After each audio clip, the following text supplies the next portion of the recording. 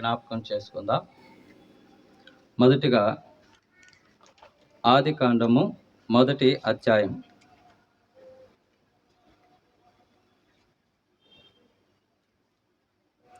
28వ వచనం. దేవుడు వారిని ఆశీర్వదించెను. చాలు, దేవుడు వారిని ఆశీర్వదించెను. అలాగనే రోమీయులకు రాసిన పత్రిక 6వ అధ్యాయం 5వ వచనాన్ని చదువుకుందాం. మరియు ఆయన మరణము యొక్క సాదృశ్యమందు ఆయనతో ఐక్యము గలవారమైన ఎడల ఆయన పునరుత్థానం యొక్క సాదృశ్యమందును ఆయనతో ఐక్యము గలవారమై యుందుము. ప్రార్థన చేసుకుందాం. సర్వ కృపానిధియకు మా ప్రియ పరలోకపు తండ్రి, పరిశుద్ధుడా, నీ ఘనమైన నామాన్ని ఉన్నతంగా హెచ్చించుటకును, నీ నామాన్ని ప్రకటించుటకు, నీవు చేసిన మేలును బట్టి కృతజ్ఞతలు చెల్లించుటకు, ఇదేనా కుటుంబాన్ని సిద్ధపరిచిన విధానమును బట్టి స్తోత్రములు చెల్లిస్తూ ఉన్నాం.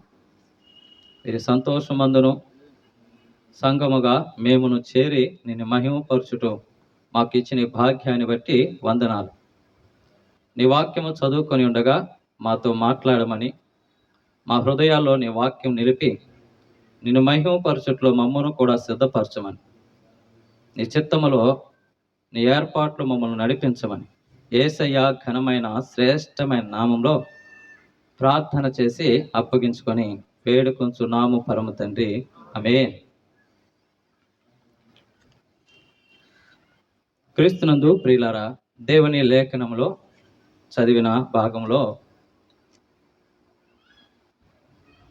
ఆత్మీయంగాను భౌతికంగాను మనకు కలిగినటువంటి ఆశీర్వాదం, ఆ ఉద్దేశం తలంపు కలిగి ఈ మాటలు చదువుకొనిన దేవుని వాక్యంలో మనం మొదటిగా చదివిన రీతిగా ఈ భూమి మీద దేవుడు మొదటి ఆశీర్వాదకరమైన మాట 28వ వచనంలో చూస్తే, దేవుడు వారిని ఆశీర్వదించెను.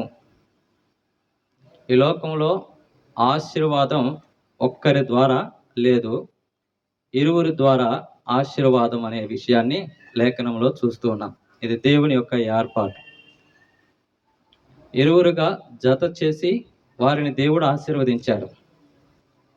అలాగున ఆ ఆశీర్వాదం యొక్క విధానాన్ని మనము ముందు వాక్యాల్లో చూస్తూ ఉన్నాం.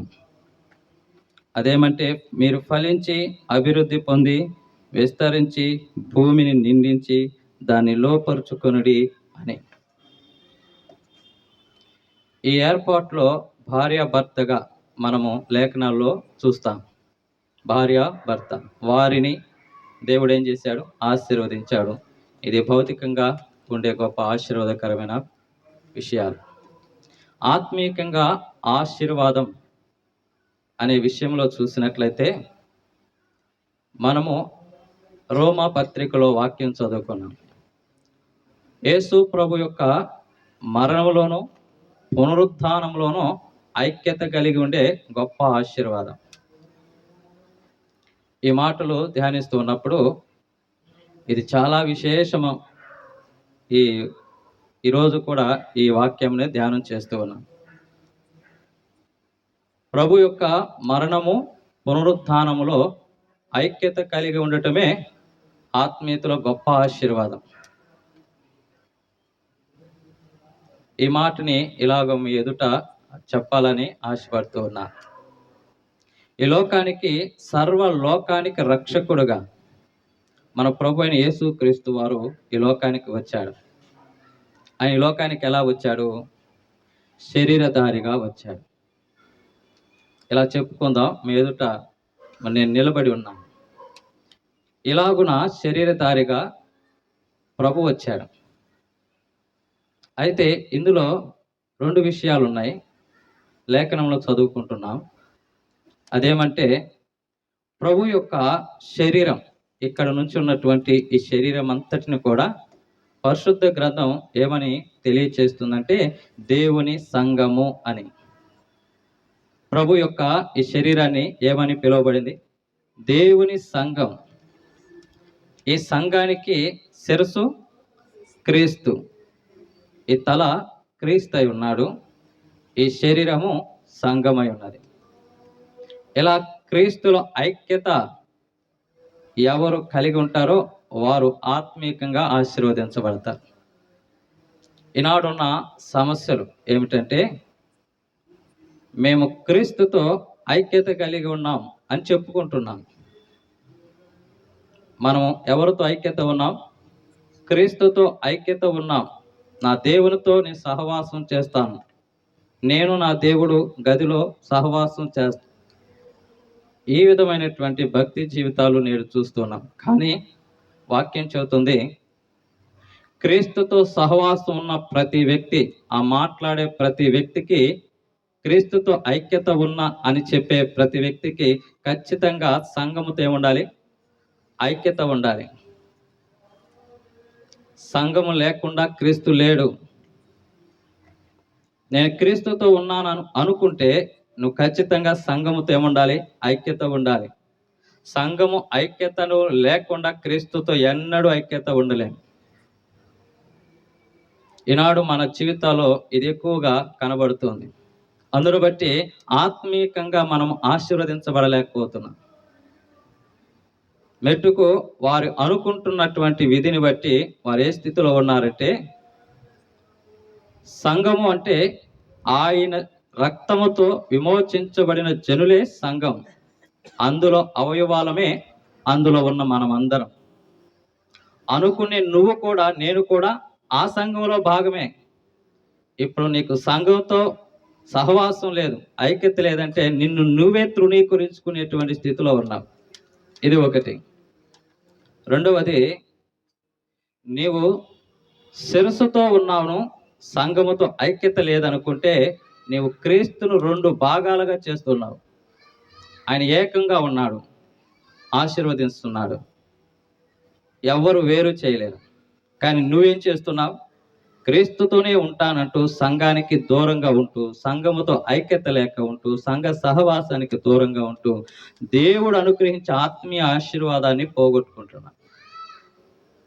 దేవుడు ఆత్మీయంగా ఆశీర్వాదం అనేది అది ఊరికే రాల మనకి.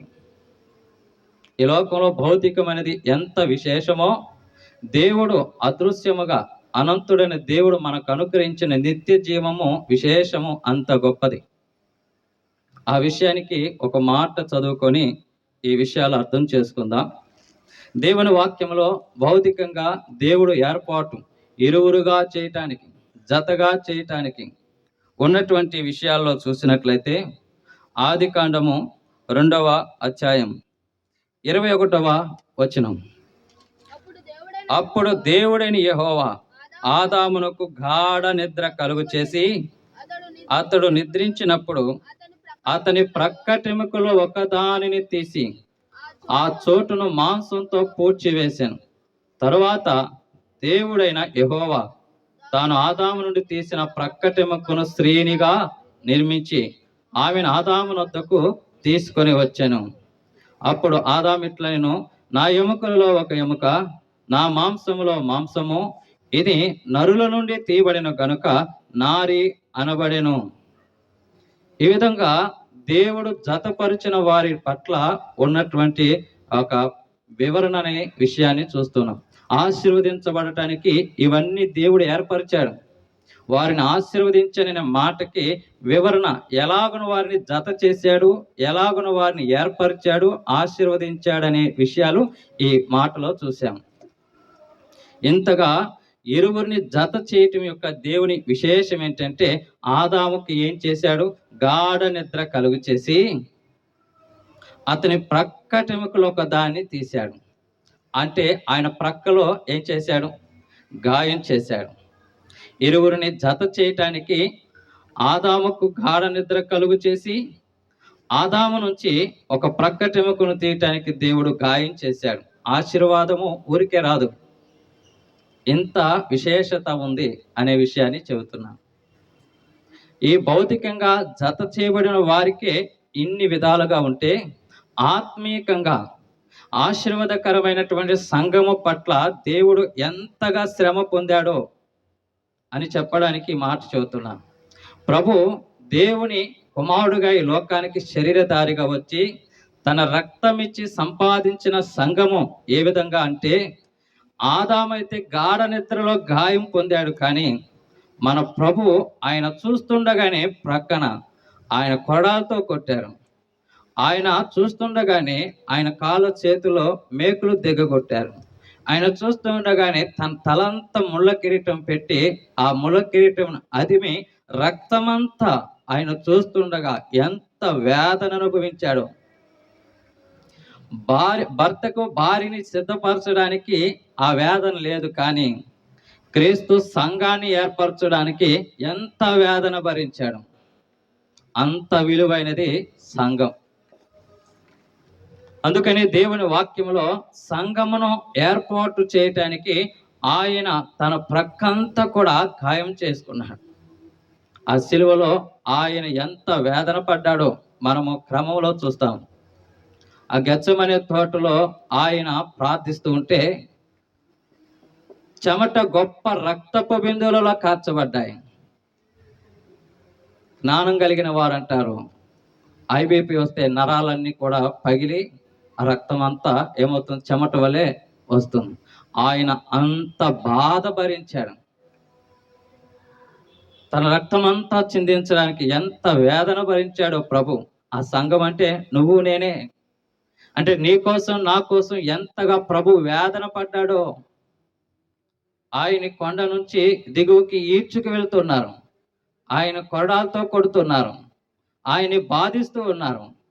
నిన్ను నన్ను సంపాదించడానికి, ఈ లోకంలో ఉన్న నిన్ను నన్ను సంపాదించడానికి ప్రభు ఎంత వేదన పడ్డాడో.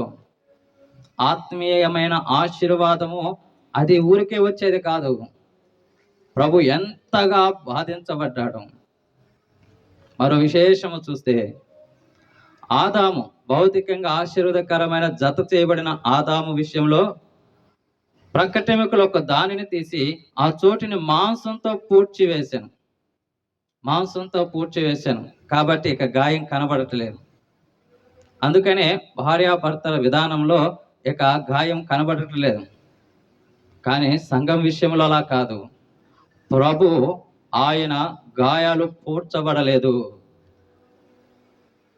దేవుని పిల్లలంగా మన పట్ల ఎంత ప్రేమ కలిగిన దేవుడు. మన కొరకు ఆయన గాయాలు అలాగే ఉన్నాయి, ఆయన చూపిస్తూ ఉన్నాడు. ఓ దేవుని సేవకుడు ఈ మాటలు చెప్పాడు. ఏమంటే, ఈ లోకంలో పాప జీవితంలో ఉన్న ప్రతి ఒక్కరూ కూడా దేవుని ఎదుట నిలబడవలసి వస్తుంది. ఆయన ఎదుటి నిలబడుతున్నప్పుడు మనందరి పక్షాన అపవాది ఏం చేస్తున్న, తండ్రికి మన యొక్క పాప దోషములను బయలుపరుస్తూ ఉన్నాడు. మన పాప దోషాలని తండ్రి అయిన దేవునికి బయలుపరుస్తూ ఉంటే, ఇతను చేసిన అపరాధమునకు శిక్ష విధించవా, నువ్వు పాపమును సహించని దేవుడువు, పరిశుద్ధుడువు, ఖచ్చితంగా ఈ వ్యక్తి పాపమునకు శిక్ష అర్హుడే అని నిన్ను నన్ను పాపమును బట్టి దేవునికి అప్పగిస్తుంటే, దేవుడు పాపమును సహించని దేవుడు. ఇక ఖచ్చితంగా నీకు నాకు ఏముండాలి, పాపానికి శిక్ష ఉండాలి. పాపానికి శిక్షగా మనము నిలబడుతున్నప్పుడు మన ప్రభు, మన రక్షకుడైన యేసు ప్రభు వారు వచ్చి ఆయన దేవుని ఎదుట తన చేతులు చూపి, తన ప్రక్కన చూపి, తండ్రి పాపము చేసి నిజమే, పాపములో పడ్డ వాస్తవమే, ఆ పాపానికి నేను గాయాలు పొందాను, ఆ పాపానికి నేను శిక్ష భరించాను, ఇదిగో నా గాయాలు, నా చేతుల్లో చూడు, నా ప్రక్క చూడు, నేను పొందిన గాయాలు మనకేం తెలియజేశాయంటే గొప్ప విమోచన కలుగు చేశాయి.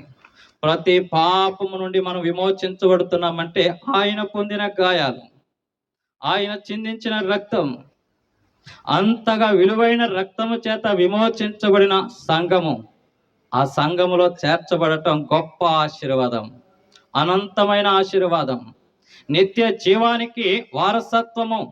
ప్రభువును నమ్మిన ప్రతి ఒక్కరూ ఎక్కడ చేర్చబడాలంటే సంఘంలో చేర్చబడాలి. మరలా ప్రభు రానై ఉన్నాడు. ఎంతగా ప్రాణం పెట్టిన దేవుడు, ఎంతగా విమోచన కలుగు చేసిన దేవుడు, ప్రాణత్యాగం చేసిన దేవుడు మరలా రానై ఉన్నాడు. ఈ లోకానికి వచ్చేది ఎవరి కోసం అంటే ఆయన సంపాదించిన సంఘము కోసం. ఆ సంఘములో ఇంకా నీవు చేర్చబడకపోతే, ప్రభువుని విశ్వసించక ఇంకా దూరముగా ఉంటే, నీ కొరకు నా కొరకు ప్రభువు చేసిన బలియాగమును, పాపమునకు ప్రాయశ్చితము చేసిన విమోచన రక్తమును ప్రభు ఎదుట మనం నిలిచి మన పాపములు ఒప్పుకొని యేసు ప్రభు నామమున ప్రార్థన చేస్తే మనం రక్షించబడతాం. రక్షించబడిన వారిని శ్రేష్టమైన దేవుని సంఘములో పరిశుద్ధాత్మ దేవుడు చేర్చున్నాడు. అలా చేర్చబడినప్పుడు ప్రభుతో మన ఐక్యత కలిగి ఉంటాం. క్రీస్తుతో ఐక్యత కలిగి ఉంటాం. నూతన జీవితాన్ని కలిగి ఉంటాం. నూతన జీవితంలో నడుస్తాం. ఇటు భౌతికంగా ఆశీర్వదించబడతాం, ఆత్మీయంగా నిరంతరము నిత్యము దేవునితో ఉండే గొప్ప ఆశీర్వాదం పొందుకుంటాం. మనం ఆలోచించాలి, భౌతికమైన ఆశీర్వాదం మన బ్రతుకు కాలం మాత్రమే. అనంతమైన ఆశీర్వాదం ప్రభువులో చేర్చబడిన రీతిని బట్టి అతి గొప్ప ఆశీర్వాదాన్ని మనలో ఎవరైనా ఇంకా ప్రభువుని అంగీకరించక ఇంకా మా దేవుడే అనుకొని దేవునికి హృదయాన్ని ఇవ్వని ఎవరైనా ఉన్నట్లయితే నేడైనా ప్రభువును నమ్ముకొని ఆయన ఎదుట పాపములు ఒప్పుకొని ప్రభువునందు ఏర్పరిచిన సంఘమందు చేర్చుటలో నిత్య జీవానికి వారసులోగాలని ప్రేమతో తెలియచేస్తున్నా. దేవుడి మాటలను దీవించును గాక. ఆమేన్.